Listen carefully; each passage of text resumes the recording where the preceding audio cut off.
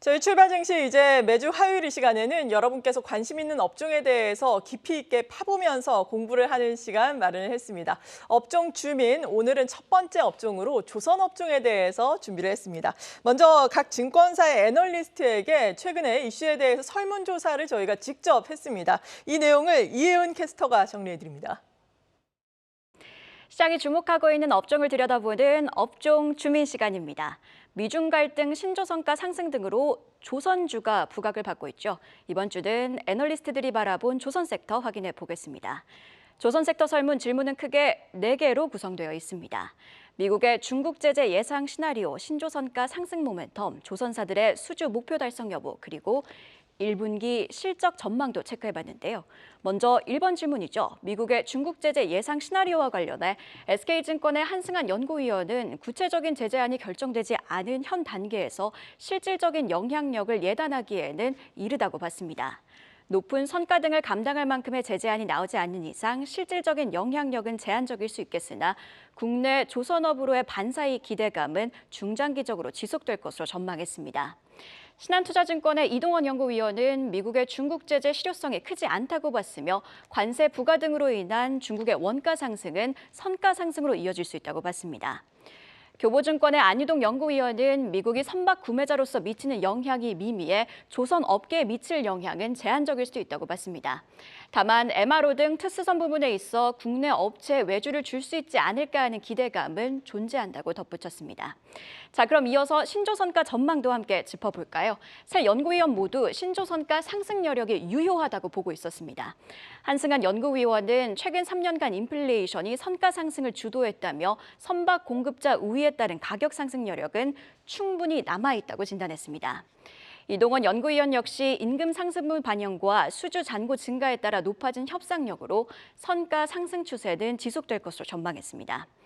안유동 연구위원 또한 공급자 우위 시장 상황을 언급하며 신조선가 하락은 어렵다고 진단했습니다. 자, 이번에는 수주 목표와 관련된 질문들인데요.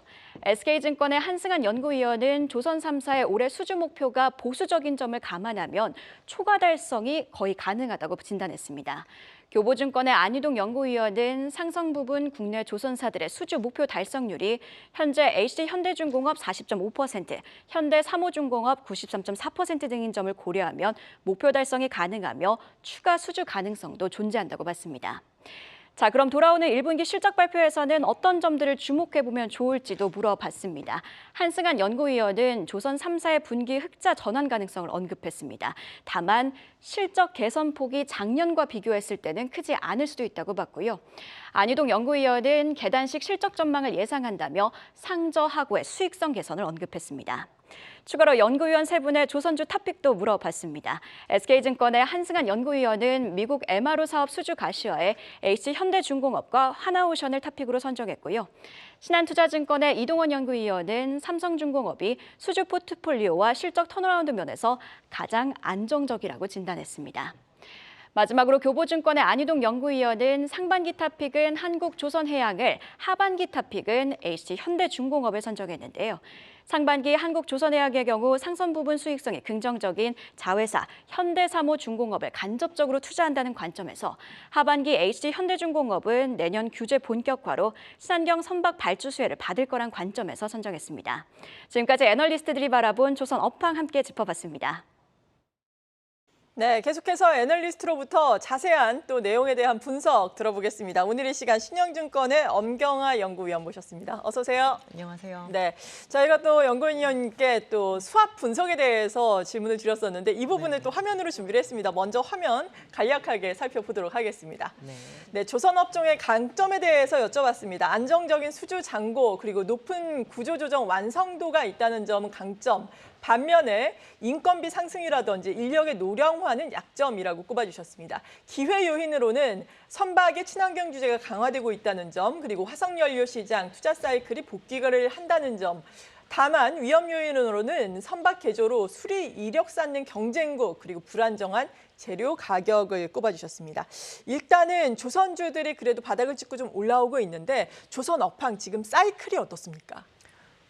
저희가 가격 지표랑 볼륨 지표를 가장 선제적으로 보는 편인데요. 네. 저희가 수주량이 급격하게 늘어난 시기는 사실 2021년이기 때문에 그렇죠. 뭐 그때 이후로 지금 4년째 업황이 좀 좋은 호재를 보이고 있는 상태이고 네. 가격 또한 그 이후로 계속적으로 상승을 하고 있고 올해 들어서는 조금 높은 가격에 대해서 저항선이 있지 않을까라는 우려도 있었는데 오히려 올해 초 같은 경우는 지금까지 오르지 않았던 전반적인 선종의 가격이 오르면서 전체적으로 지금 호황세를 조금 더 깊게 가져가고 있다라고 볼 수 있을 만한 상황입니다. 네, 호황기에 진입하고 있는 이유에 대해서 저희가 또 화면으로 준비를 했는데 여기에 대해서 설명을 해주시면서 부가적으로 신조선가가 전선종에 있어서 상승을 하고 있다는 점을 짚어주셨는데 여기에 대해서 추가 상승이 가능하다고 보시는지 설명을 좀 해주신다면요. 저희가 선박의 가격 같은 경우는 선박을 발주하는 선주가 우선권을 갖느냐 아니면은 조선소가 더 이제 바기닝 파워를 갖느냐에 따라서 달라지는데 네. 조선업체들은 기본적으로 건설사와는 달리 한정적인 공간에서 배를 짓기 때문에 그 도크가 차 있게 되면 저희가 더 높은 가격을 부르는데 상당히 유리한 그런 측면을 가지고 있다고 볼 수가 있습니다.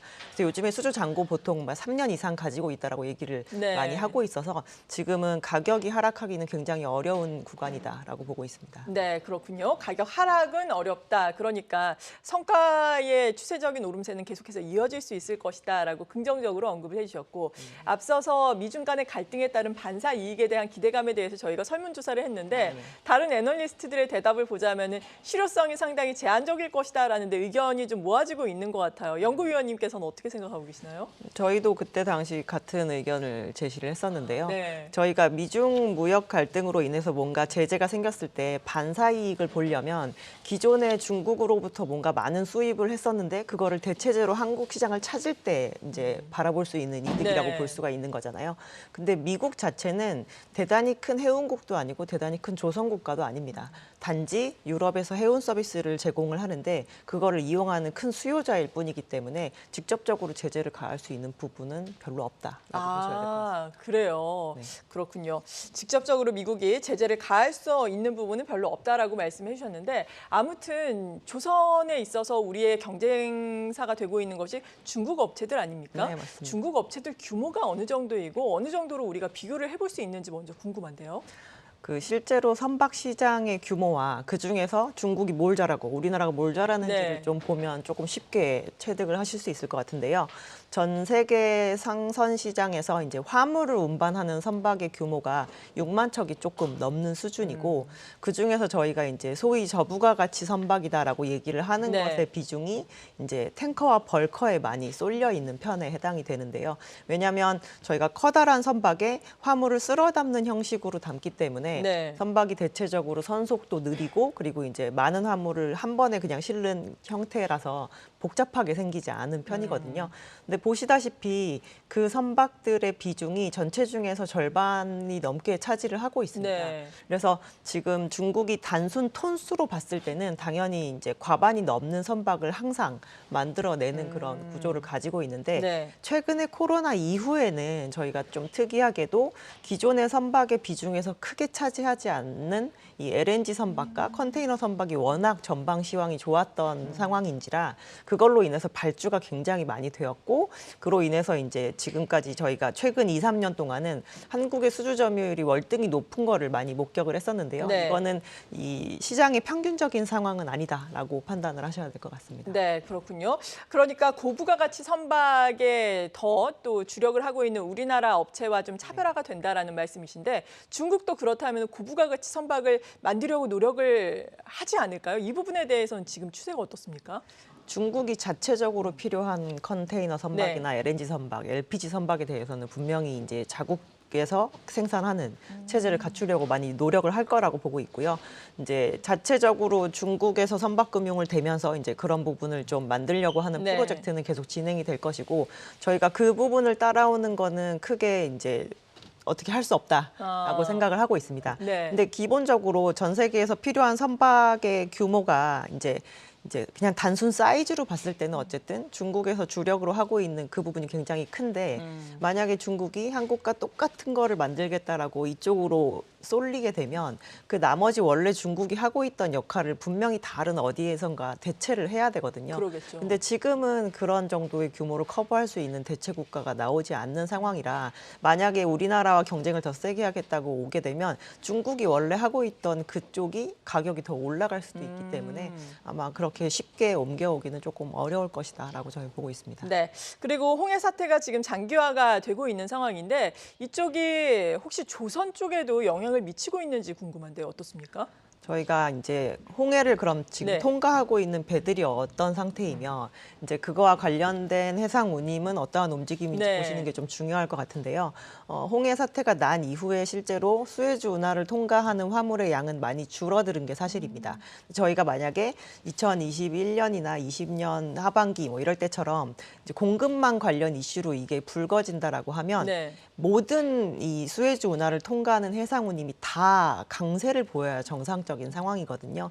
근데 실질적으로 지금 강세를 보이고 있는 정도의 그 운임 영역은 탱커 정도만 해당이 되고 그림에서 보시다시피 크루드 오일 같은 경우는 작년 연말에 이제 많이 그 좀 화물량이 줄었다가 네. 지금 재차 제자리를 조금 찾아가고 있는 상황인데요. 나머지 영역들에 해당하는 벌커나 컨테이너 같은 경우는 수에즈 운하에 이제 그런 문제가 생기고 나서 지금 화물량을 거의 회복을 못하고 있는 상황입니다. 그래서 궁극적으로 이쪽 시장이 정말 좋으려고 한다면 저희가 수요가 어떠냐가 상당히 관건이다라고 네. 볼 수가 있는데 지금 실질적으로 소비재 경기나 이제 건화물 쪽 시장의 그런 해상 운임 쪽은 수요가 강세가 아니다라는 걸 조금 극명하게 보여주고 있는 상황이라고 보기 때문에 홍해 사태는 저희가 유럽으로 통과하는 관문이 유일하면 문제가 될 수 있지만 결국에 돌아서 가면 해결이 되는 문제이거든요. 그렇죠. 그래서 이건 단발적인 영향이었다라고 저희는 보고 있고 만약에 이렇게 해서 운임 자체가 운송 루트 자체를 많이 꼬아놓는다라고 하면 조선업체한테 좋은 부분이지만 무역 분쟁으로 많이 불거지면서 전체적으로 물동량을 많이 좀 이렇게 다운시키는 영향이 있다라고 하면 장기적으로는 오히려 안 좋을 수도 있다라고 보셔야 될 것 같습니다. 네, 그렇군요. 그리고 국내 조선주에서 어떤 그렇다면은 주목해 보시는 종목은 지금 어떤 게 있습니까? 지난주에 이제 진행이 된 네. MEPC 81차 회의에서도 이제 저희가 계속 주목하고 있는 부분은 지금 선박에 관련된 친환경 규제가 계속 구체적으로 좀 강화되고 있다라는 것이고요. 그래서 기존의 선박에 대해서 이제 급한 선주들 같은 경우는 최근 3년 이내에 이제 신조 발주를 굉장히 많이 했지만 이제 기존에 있었던 선박을 고쳐서 쓰는 것 또한 이제 굉장히 필요한 네. 영역에 해당이 돼서 개조 시장이 얼마나 더 확대가 되느냐가 관건이고 선박이 개조가 된다라고 했을 때 저희가 가장 중요하게 봐야 되는 부분은 엔진에 해당이 됩니다. 네. 그래서 엔진과 관련된 사업을 하고 있는 기자재 업체들이 실질적으로 이번 시장에서 많은 수혜를 받지 않을까라고 생각하고 있습니다. 네, 탑픽은 저희는 STX 중공업 추천해드리고 있는 상태이고요. 네, 조선주 가운데서는 뭘 보세요? 기자재 말고? 조선주 가운데서는 이제 지금 가장 선주들, 그러니까 그 고객사들 중에서 돈이 제일 어디가 많냐를 보면 해운사도 있지만 오일 메이저들이 가장 좋은데 저희가 오일 탱커랑 그리고 해양 플랜트 쪽에서 레코드를 많이 가지고 있는 삼성중공업도 좋게 보고 있는 상황이고요. 조선주가 저희가 이제 기조적으로 좀 이렇게 같이 오르게 되면 안 오른 업체가 결국엔 갭매우기를 하면서 항상 따라 올라가는 측면이 있기 때문에 수주를 잘 받았는데 밸류에이션이 여전히 밑에 이제 머물러 있다라고 하는 그런 업체들은 꼭 보시는 게 낫다라고 보고 있어서 HD 한국조선해양 저희도 좋게 보고 있습니다. 네, 종목에 대해서 궁금증까지 해소를 해봤는데 마지막으로 조선 업종 그리고 조선 업황에 대해서 투자자 여러분들께 한마디로 정리를 해주신다면 어떨까요? 일단 올해는 이제 극명한 실적 장세에 해당이 됩니다. 그래서 여러분이 이제 작년까지 굉장히 어닝 시즌 네. 때마다 힘드셨겠지만 이제 올해는 정말 어닝 시즌에 이제 숫자가 잘 나와서 그게 주가에 반영이 되는 부분을 충분히 누리시고 파시는 게 좋을 거라고 보고 있고요. 수주의 업황 자체는 지금도 상반기에 워낙 생각보다 잘 나오고 있어서 뭐 저희는 상고하저일 가능성도 조금 높다고 보고 있는데 실적이 나오는 숫자를 무시할 수 있는 국면에서는 이제 빠져나왔다라고 보니까 이제 조선업종 좀 인내심 있게 하나 가져가시면 네. 올해 어닝 시즌에 이제 제대로 그 차익 실현을 하실 수 있는 기회를 좀 인내심을 가지고 네. 바라보셨으면 좋겠다라는 게 저희 하고 싶은 얘기입니다. 기대를 가지고 조선 업종도 지켜보겠습니다. 신영증권의 엄경화 연구위원 모시고 도움 말씀 들어봤습니다. 감사합니다. 감사합니다. 계속해서 다양한 경제 이슈를 알고 싶다면 구독과 좋아요, 알림 설정 부탁드립니다. AI 캐스터 권미정이었습니다.